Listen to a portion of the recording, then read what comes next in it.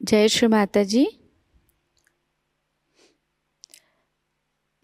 उपस्थित सभी साधकों का हम स्वागत करते हैं। सामूहिक ध्यान की शुरुआत हम सामूहिकता में कुंडलिनी चढ़ाकर बंधन लेकर करेंगे।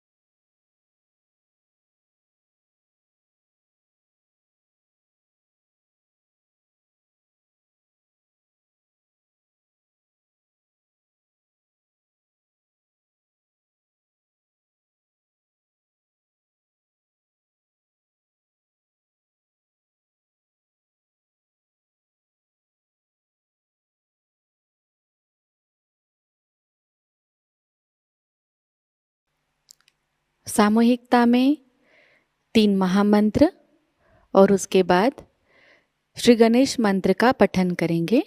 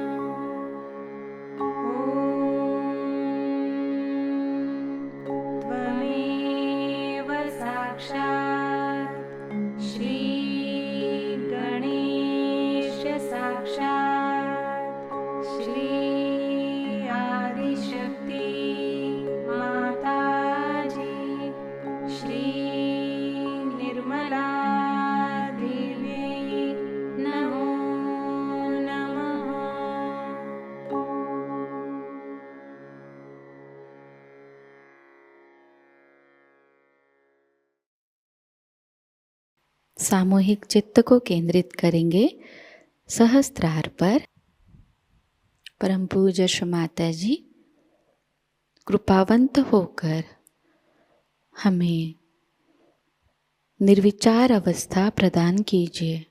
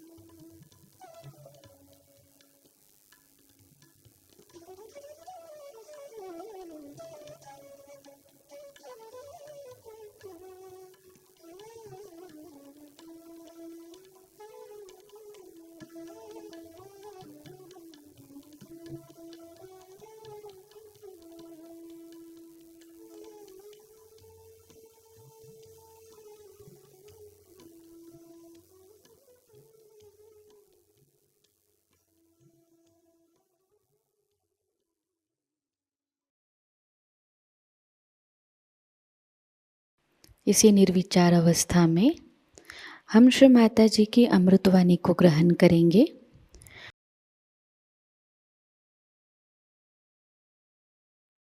But as I told you, there could be good conditionings in the way, in the same way, you can have good habits and bad habits. If habits inhibit or obstruct your ascent, they also can help to stabilize you.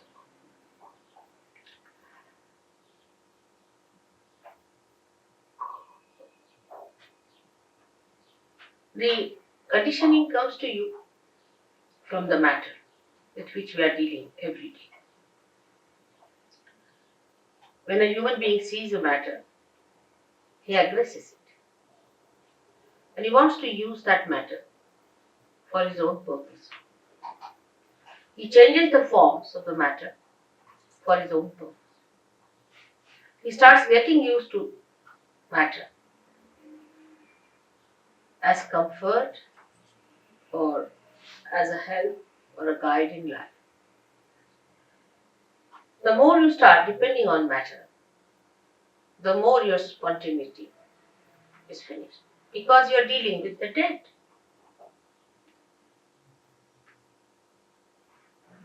Matter, when it is dead, then only we deal with it. When it is living, we are not so much bothered.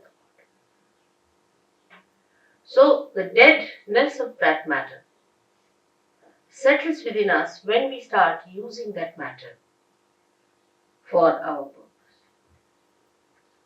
But how are we to otherwise exist is the question people can ask. If God has given us these material things and this matter to be used, are we not supposed to use them? And are we not supposed to enjoy them? But we don't enjoy really. Before realization, you cannot enjoy any matter. You can only form a habit and may become a slave of that matter before realization. It's a fundamental principle of economics that wants in general are never satiable. Means today you want to buy something like a carpet, alright, bought it. So now that carpet becomes a headache because it's your possession, you have to look after it. You have to insure it, you have to worry about it that it doesn't get spoiled, first of all. And secondly, you really get into another mood of buying something else. Now you bought the carpet, finished. Then you have to have something else, then you have to have something else, then you have to have something else. So it does not satiate you. It does not give you the joy. Matter can never give you joy. It's the spirit that gives you joy. And when the ascent takes place, then you become the spirit. Then matter takes another value system within ourselves. The value system of matter is very different. As I'm sure Jason must have told you, that when you get your realization, then you start feeling the cool breeze in the hand. In relationship to matter, it's very helpful to be realized. Because immediately you know what is good for you and what is bad. For example, you eat something that's not good for you. Immediately you lose your vibrations or you become hot. Even looking at it may happen.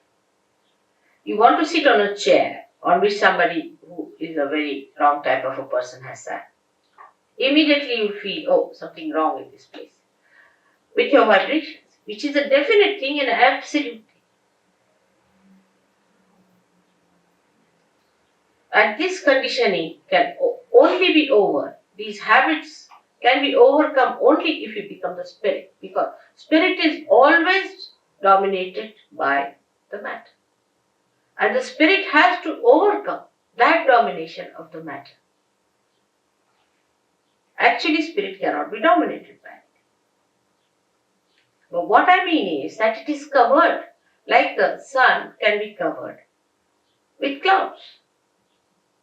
In the same way, all our domination, or we can say all our enslavement of the matter makes us dominate our spirit in the sense that we cover it up.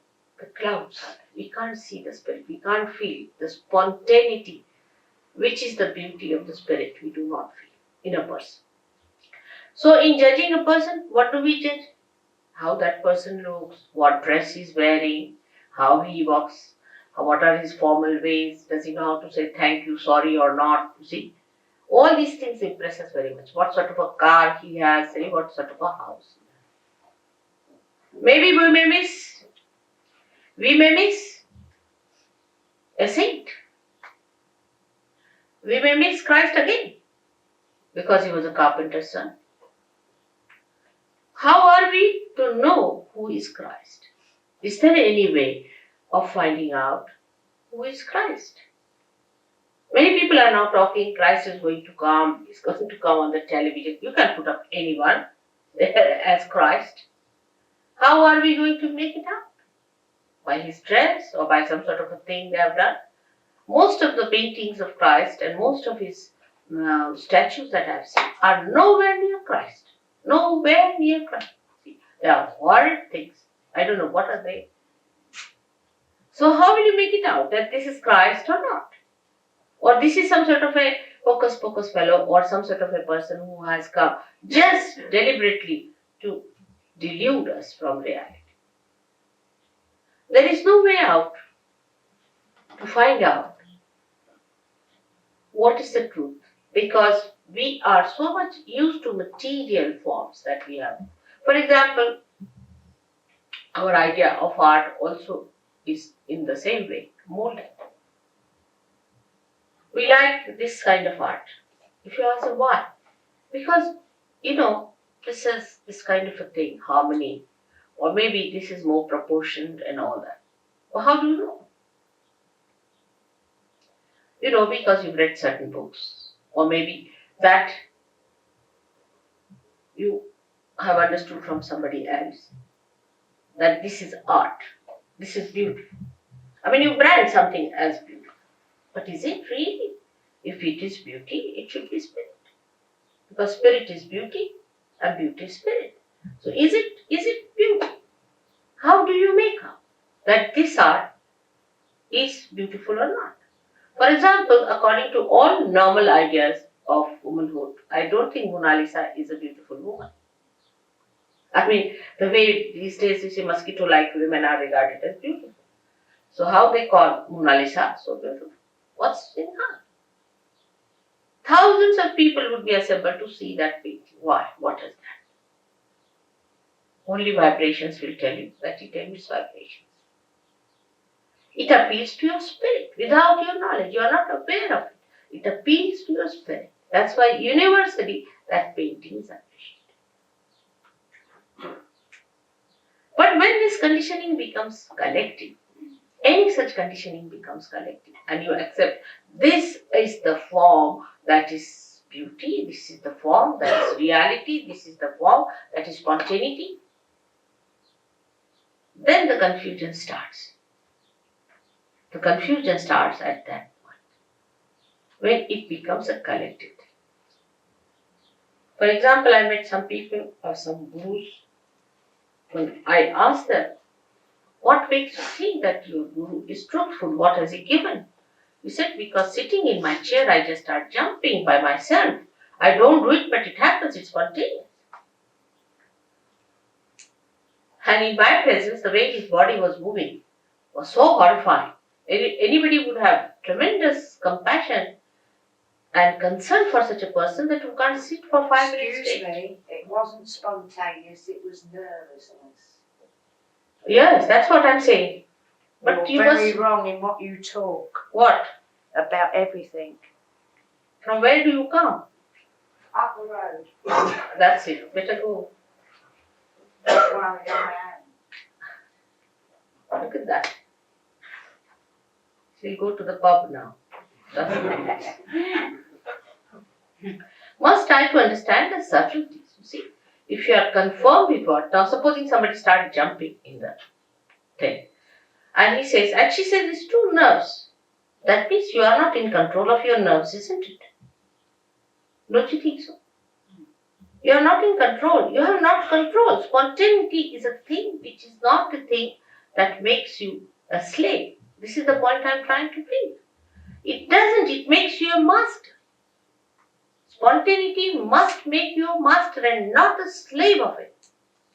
She must have come from TM, because TM people jump like that.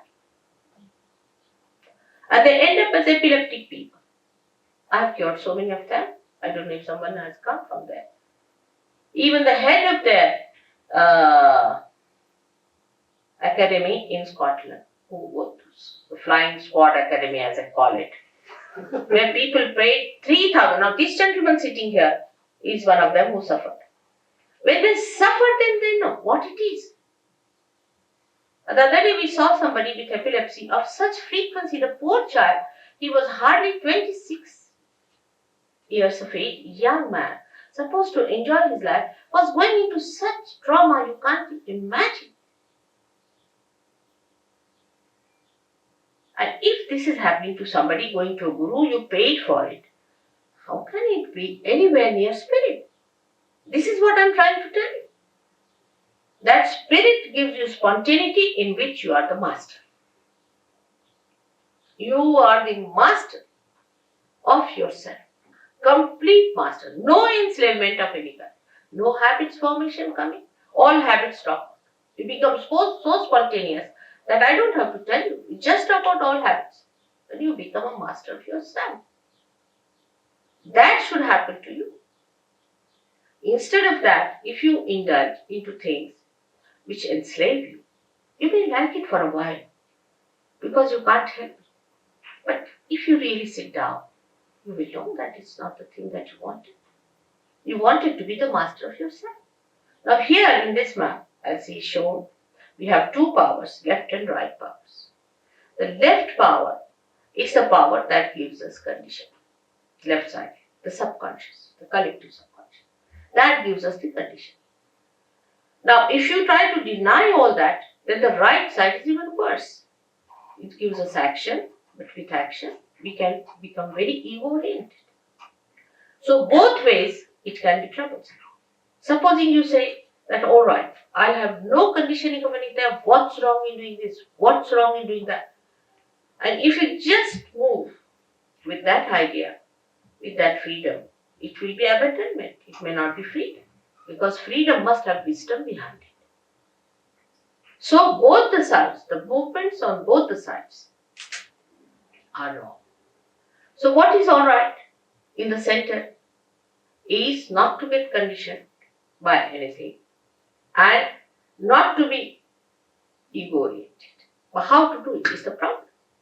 The problem is how to do it. To be spontaneous is to be absolutely free. Now, I would consider these two powers as, say, a brake and an accelerator in a car. Now, you use both the powers. You use the brake first, you use the accelerator, you try to control these two powers. But first of all, it is difficult to understand how you use these powers. Gradually, with practice, you know how to drive the car, you become the good driver. After becoming the good driver, still you are not the master. But then you become the master. So today the master within us is the spirit. But before realization, we are not the master. Because the master has not come in our conscious mind. It is not expressing in our conscious mind, in the sense that we are not empowered by its powers. The spirit exists, it has its own powers, but we haven't felt those powers within us. Once we feel the powers of the spirit, we are empowered by our own powers which are there. The powers are within us. These are our own powers. We don't have to borrow from anyone, ask from anyone, they are in ourselves. The spirit is within us. Only thing that spirit has to give light in our consciousness. It has to come in our consciousness. In simple medical terminology, we can say that the spirit must manifest itself in our central nervous system. So that we should know what we are doing. Not that we start just jumping on the chair, or some people said, oh, you just start doing it. It is hypnosis. It's not correct. You are not in conscious mind. You are doing it out of hypnosis. Hypnosis may be coming from outside force. It's not your force, your awareness, your understanding, your power. It is somebody else's, because you are not doing it. As matter has a power to overpower us, In the same way, there are some material things, I should say, which are very dangerous, which are placed. For example, now cancer. Take cancer. Cancer overpowers. It's a very serious thing. Cancer overpowers you. You cannot overpower cancer. Take a very concrete example. Now, how is it caused? Doctor say this way, that way. Sahajayoga can cure cancer, definitely 100%. It can cure. It has cured. Many Sahajogis have cured cancer. How? It's very simple. That you become master of yourself and you master the disease also. You master everything. Because the master is within you. It has not come in your conscious mind. It's the only link is left. And when that happens, yoga takes place, union takes place. We should now completely keep ourselves limited to self-realization. About God, I'll tell you next time. Self-realization means to bring your spirit into your conscious mind. Now, how cancer is caused? Let's see here what happens. It is caused by left-sided activity.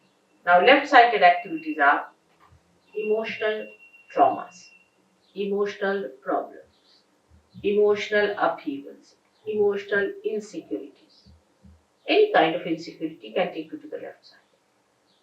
Little more movement can be these horrible gurus because they hypnotize. They put you to the left. They put some spirit in you, or I don't know what they do, but they put you to the left. Any one of these activities which are not authorized by God, taken to, you go to the left. Because you cannot ascend in the center. So either you go to the left or to the right. When you overdo these things, it's like black magic. You have another thing here I've heard. Some sort of a organization had. And the fellow, you see, he used to, everything he saw moving in the house, he came to Sahaja Yoga and his water jug was moving there and this was moving there and he couldn't explain what was happening in his room. He was sitting down and he found something moving from here to here. It happens. What is that? What is that doing this kind of a thing which you cannot control? Again, we come to the same. Something you cannot control. So you enter into the realm where you are controlled and you are not under your control. And that realm, when you enter in, I have always seen all the cancer patients are the ones afflicted by this. Most surprising. They are not aware. They do not know how they get into it. For a lady, supposing say she's suffering from an insecurity about her husband or maybe something, or maybe she thinks that her husband may leave her any time, she loves him, whatever it is. Such a woman might get a breast cancer. Because the insecurity is set in one of the centers there, which you can see here, the center of the heart. Center heart as we call it. Now, if this center goes out of order, if a woman feels insecure for anything whatsoever, she is capable, she is vulnerable to be attacked and she can get into cancer. So we have to understand life in totality and not in one way. The total impact of life, the total effect of life, the total relationship with life must be understood. Now, no doctor knows this. Will you know? When he treats a patient for the, say, breast cancer, will he know that this lady is insecure? There's another disease, anorexia. Many girls suffer from. They don't just eat, they just give up eating. Now, you do not know why it happens. Doctors can't cure it. Nobody can cure it. What is the reason? The relationship of a girl, of a daughter with a father. Say father dies and the daughter doesn't see the father. Or she, in heart, she loves her father, but she doesn't express it. Or there's some bad relationship that comes between the father and the daughter. You get this trouble, anorexia. You'll be amazed. But it is impossible for doctors to get it. We have some doctors sitting here. It is impossible for any medical science to go near. Because they do not see a human being in its totality. It's a very delicate instrument God has created. The way we are harsh with others, the way we sometimes try to trouble others, try to make others feel insecure or unfair, unjust, without our knowledge, we really give them a tremendous insecurity. And such insecurities can work out incurable diseases of which we are not aware. So, to understand the totality, what should happen to us? We should achieve that state where we can see the totality. Like if I have to see now, for example, the whole of Brighton, what should I do? I should go on a plane and see it from that height. I can see the whole. In the same way, in your awareness, in your understanding, you should rise to that point from where you can see the whole. If you cannot see the whole, the partial vision, or we can say a little that you see, can create confusion, can create problems, and some of them could be of a very, very serious nature. Because as human beings, we do not know what are we. This is the greatest problem of human beings, that they say, I don't like it. Now, which one is this I? Is that your spirit or is that your ego? What is the part that is not liking it? Or is it your conditioning because you are brought up in a particular way so you don't like this? Which part of you is not liking it? And you will be amazed that it is not your spirit. Because if spirit likes, how will you know? It's only through your vibrations. When you can feel the vibrations, then only you will say, yes, my spirit likes it, because the vibrations are emitted. So we are still in a transition state as human beings. We have not achieved that state which is called as the state of self-realization, where you become the spirit. The becoming is the point. When you become the spirit, you know what you like. You really know what you really like. Because you are now the reality. You are not any conditioning. You are no more any ego, but you are what you are really, and that is your spirit. And surprisingly, this spirit is a collective being. It's no artificial collectivity within us. That also, all right, we belong to all Brighton, so we are one, or we belong to one street, so we are one. It's not like that. But it's something that you are, absolutely, you are a collective being. And you start feeling that collectivity within you, with these different centers working it out. And you can feel it, others. You can feel others on your fingertips. Can you believe? In the Bible it's written that your hands will speak. The description of these days is that your hands will speak. Why not people go and find out what does it happen? How can your hands speak?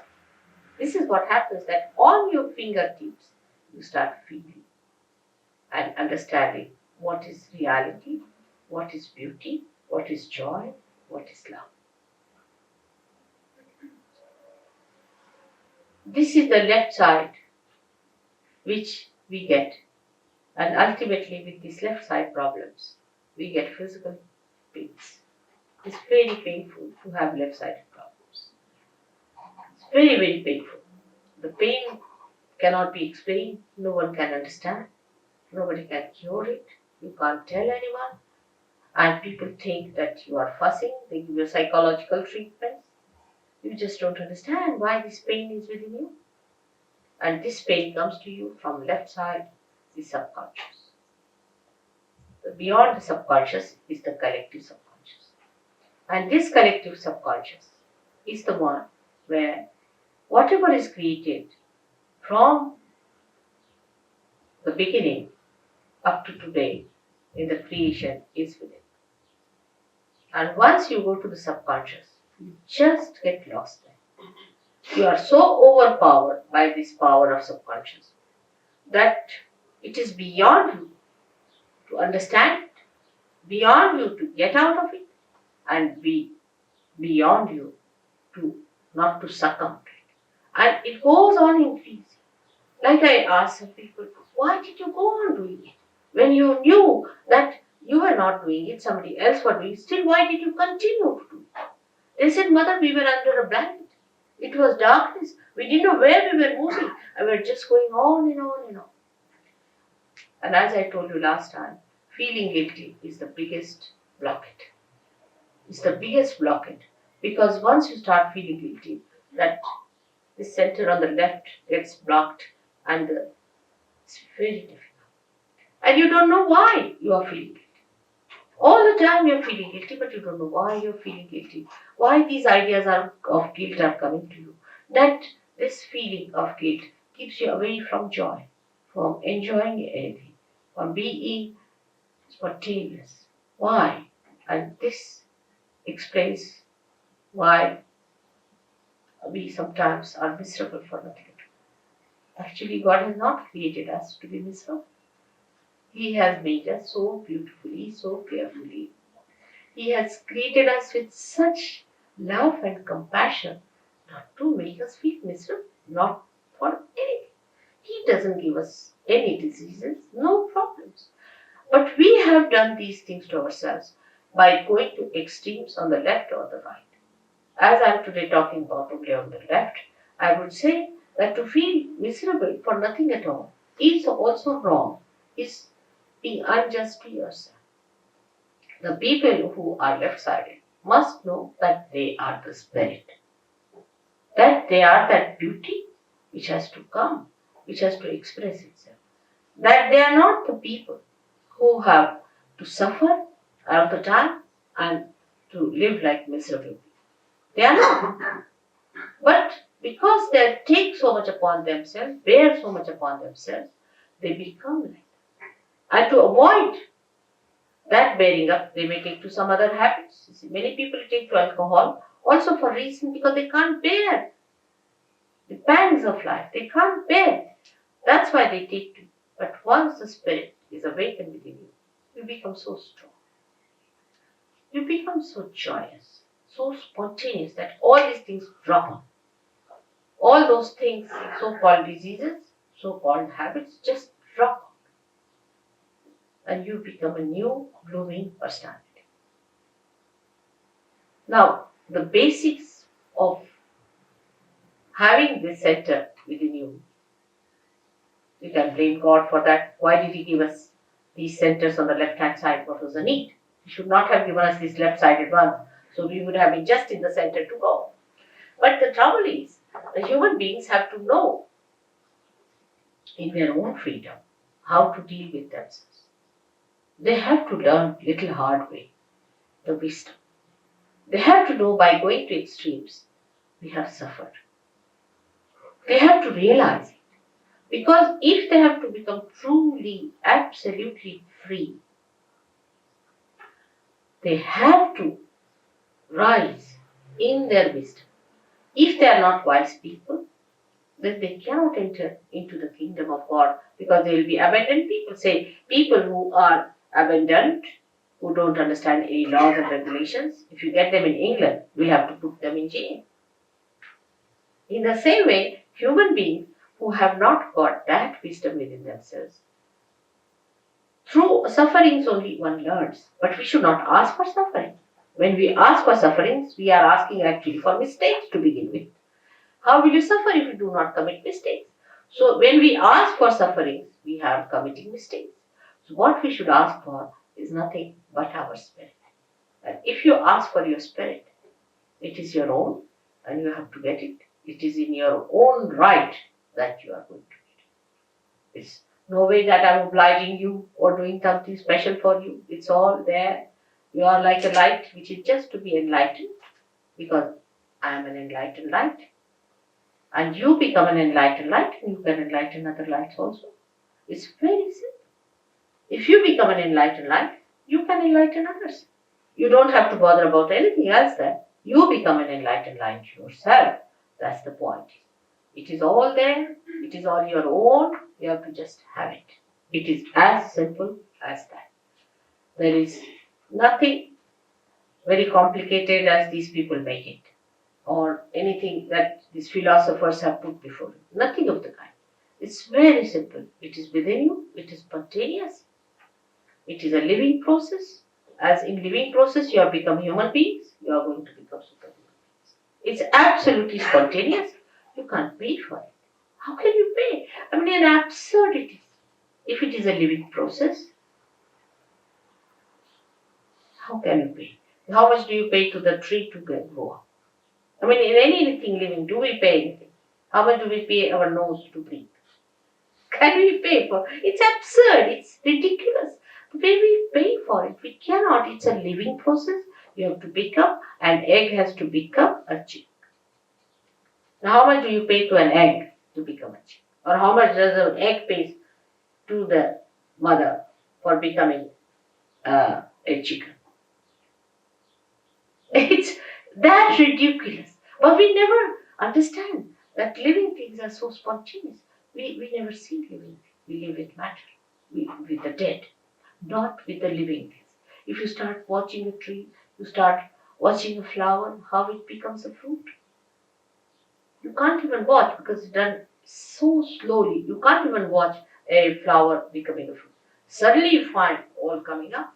Like when I came to London from India, I found all the trees were bare. Absolutely like dry sticks. Absolutely like dry sticks. Within a week, what I find is the green coming. Within the second week, it was all lush. Can't believe it.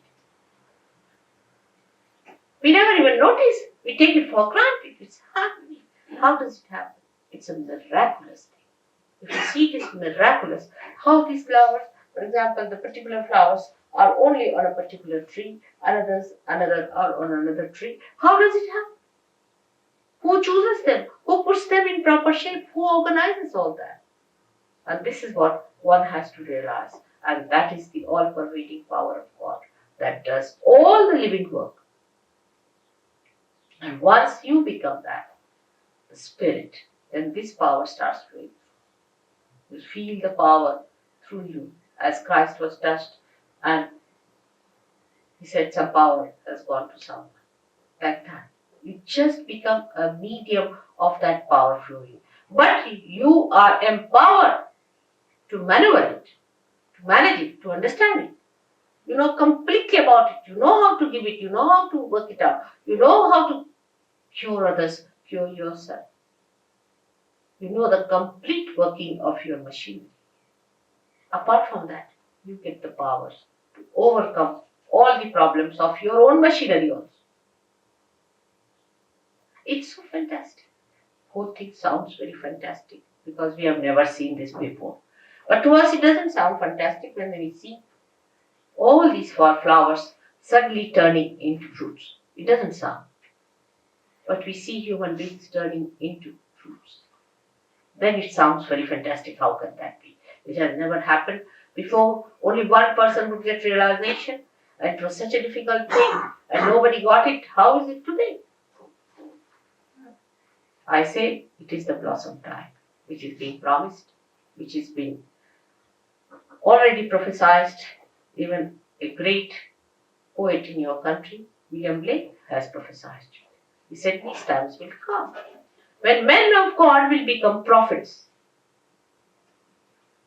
And these prophets will have power to make other prophets. I mean, nobody could be more precise than Blake, I tell you. He was so great to say this will happen. And this is what we have to expect when we go to anybody for seeking. Have you become prophets? And what is a prophet? Prophet is a person who is a collective being and who knows all about it. Who is the master? We call prophet a master. And that's what you have to become, the master. And that mastery is very simple because it's all built within you. Just it has to be connected. Like anything like a television set is to be connected to the mains. It's all built in, it's there. It just starts working. In the same way, you are that. You are that. Just it is to be connected. Whatever may be your caste, community, race, nationality, shapes, heights, anything, whatever it may be, makes no difference because all of you have got this great thing within you, this power of a rebirth. And you are to be born again, and you will be born again. Why not today? There's nothing to get angry because people get angry sometimes because they don't like anybody telling them about something of which they themselves are feeling bad. They don't like it. For example, if there's a drunkard and he drinks too much, he's an alcoholic, he doesn't like it, and he feels bad, and if somebody tells him, even in the most gentlest way, that you better give up drinking, he doesn't like it. But what I'm saying is not that you should not do it. I said it will happen that it just drops out. I don't say you don't do this or don't do that, but it just happens. And you must first understand what is the problem and how the problem is overcome. That's why I have to talk. Otherwise, there's no need to talk about it all. It just works out. It just works out because you are just ready to have it and you just get it. I don't do anything. I'm just a catalyst, I should say, that it works out. I hope you'll ask me some questions about it first before we go in for any realization. If you have any questions, please ask. You must ask.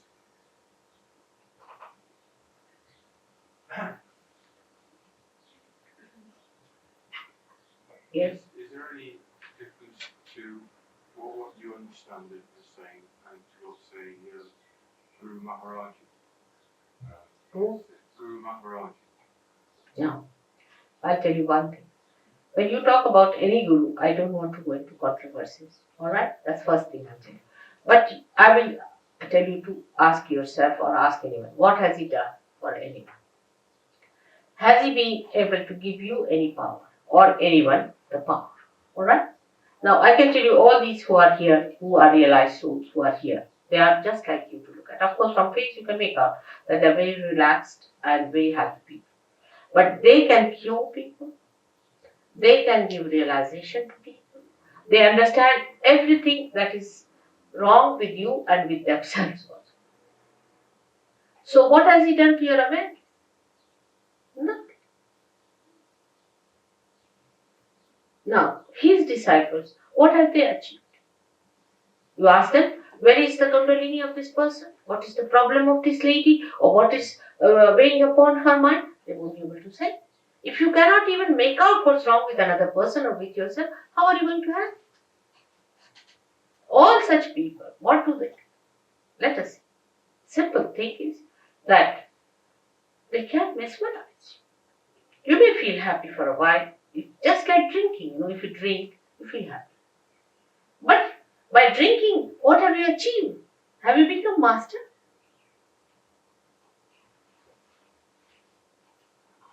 All of them are like that. You see, and this gentleman is so obviously because he asked for Rolls Royce. What is a Rolls Royce for a prophet? I mean, what does it matter? You see, my point is, this is so obvious. I mean, this is so logically obvious. First of all, anybody who takes money from you is a parasite. Simple as that. And to ask for Rolls Royce, of all the things, you see, you have got Christ. You can see from Christ's life. Will he care for your Rolls Royces? To such a person, he's a king. He doesn't bother. Whether he has a Rolls Royce or not, whether he sleeps on the ground or not, it makes no difference. Such a person doesn't care for anything. Because he is in comfort. He's got his own comfort. He is a man of self-respect. Do you think we ask for anything whatsoever? I mean, it's so obvious. For you people, it is so obvious. But when I talk to some people of this guru, the particular one you are telling me, they said, Mother, we give him the metal and he gives us the spirit. Can there be an exchange? Can you purchase your spirit? Use your logic. Alright? God has given us brains to understand. Logically we can reach that. Can you purchase the spirit? Isn't it so simple? We can't pay for it, my child. We cannot. If you want to give me a flower, all right, it's just an expression of your love, and that's all. But you can't purchase me. You can't. Your love can purchase me, all right. That's different. But you can't purchase me with metal and money. Then what is a Rolls Royce? I mean, I don't understand. What are all these crowns and things? What are they good for? They don't give you joy. Go and ask the people who wear the crowns. Yes, the other day I was with a statue poor thing. She was so miserable. Yeah, she was. I tried to sort of put her down, her vibrations. She was very miserable. We were just across the table talking to each other. And what I was doing was to balance her poor thing. She's very upset. So you must understand, you are two simple people. You are seekers of ancient times. You are not seekers of today. You are seekers of ancient times.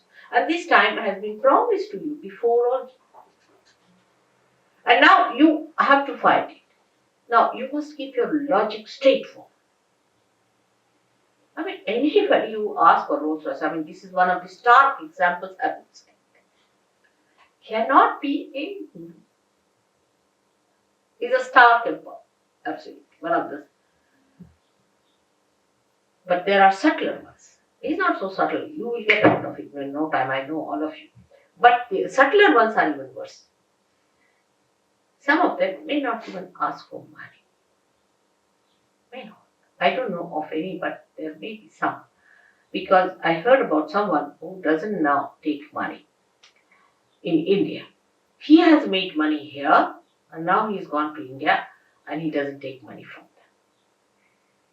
But the one who has really not taken money, one person whom I know, has been using women.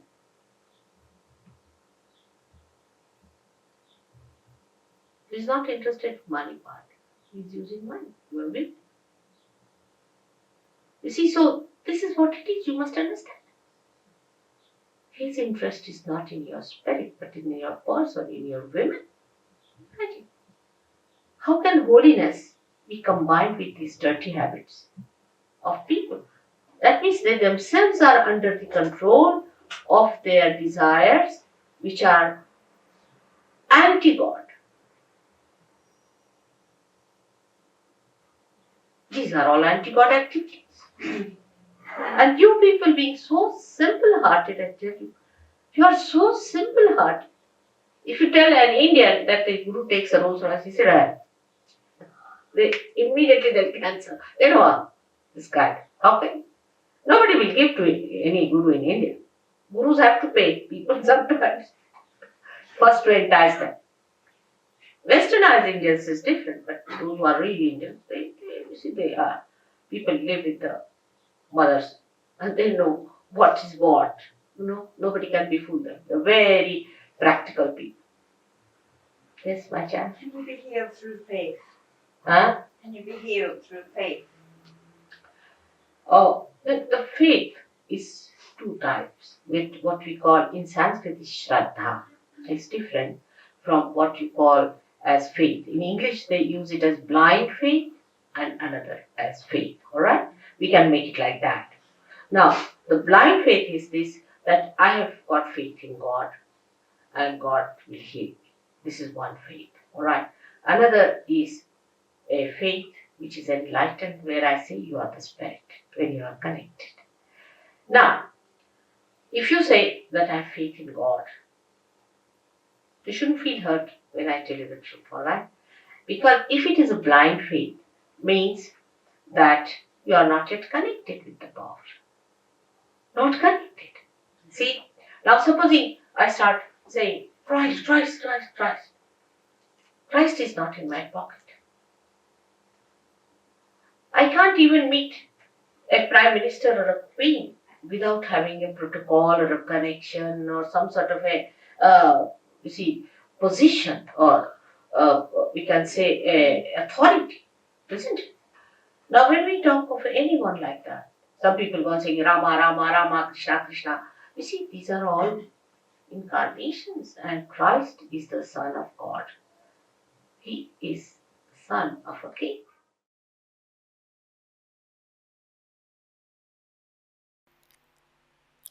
इसी अवस्था में हम कुछ समय निशब्द ध्यान में बैठते हैं।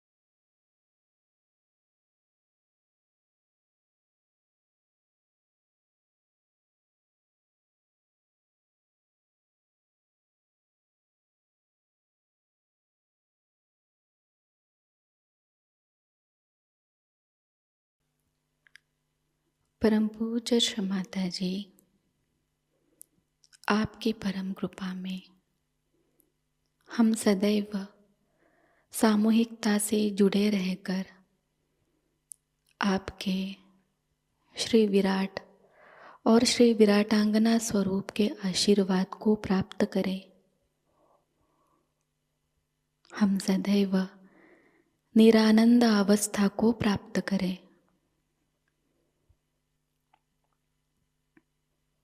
श्री माताजी, आपकी परम कृपा में अपने प्रकाशित ज्ञान से अनन्य भक्ति में उतरकर हम सहजयोग का प्रत्येक कार्य करें और उस कार्य को करते समय हम अकर्म अवस्था को प्राप्त करें। श्री माताजी, आपकी परम कृपा में हम सब प्रकाश बनकर इस विश्व का आध्यात्मिक उत्थान के मार्ग में मार्गदर्शन करें। कृपावंत होकर हम सबको कुशल संभाषण, दैवी कूटनीति, प्रभावी व्यक्तिमत्व और विवेक प्रदान कीजिए।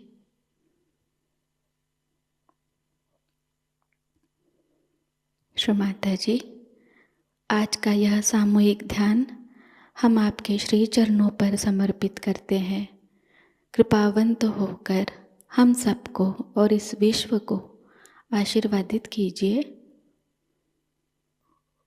परम पूज्य श्री माताजी को प्रणाम करेंगे और सामूहिकता में कुंडलिनी चढ़ाकर बंधन लेंगे।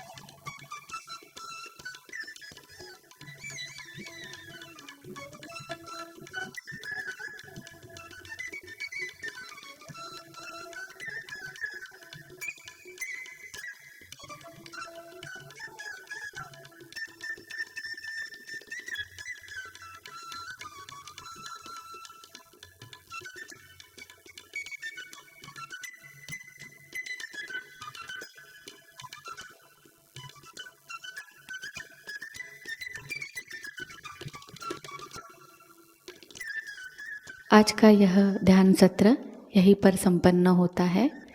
जय श्री माता जी।